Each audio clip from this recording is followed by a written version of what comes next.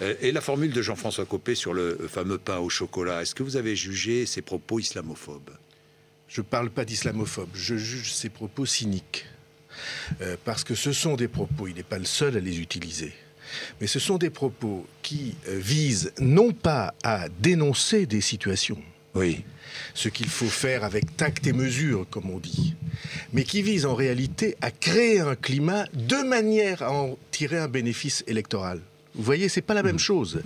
Il y a des hommes politiques et parfois même très radicaux qui dénoncent des situations existantes. Et dénoncer des situations, c'est acceptable. Le racisme anti-blanc. Mais ne situation le faire, existante, le racisme anti-blanc. Mais ne le faire, ne dénoncer ces situations que pour créer un climat, pour attiser et pour gagner des voix dans une compétition interne ou dans une compétition électorale.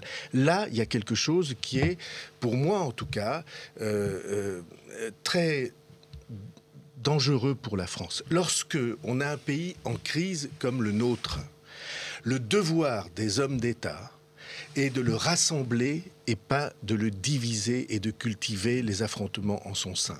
Ceci est une condition absolue pour essayer de tirer le pays de la crise. Et chaque fois qu'il y a ces dérives, en effet, je pense qu'elles vont dans le très mauvais sens. Lorsqu'il parle de racisme anti-blanc, il affiche une réalité. Oui, François Bayrou. Il faut en parler oui. lorsque ça existe, et il y a beaucoup de nos compatriotes qui le ressentent. Bien sûr. Mais pas pour obtenir, pas pour jeter de l'essence sur le feu électoral. C'est ça les situations existent. Oui. Il faut les évoquer et en parler en trouvant les mots justes, mais il ne faut pas s'en servir de manière électorale parce que ce feu-là, cette division-là est trop dangereuse. Alors avant de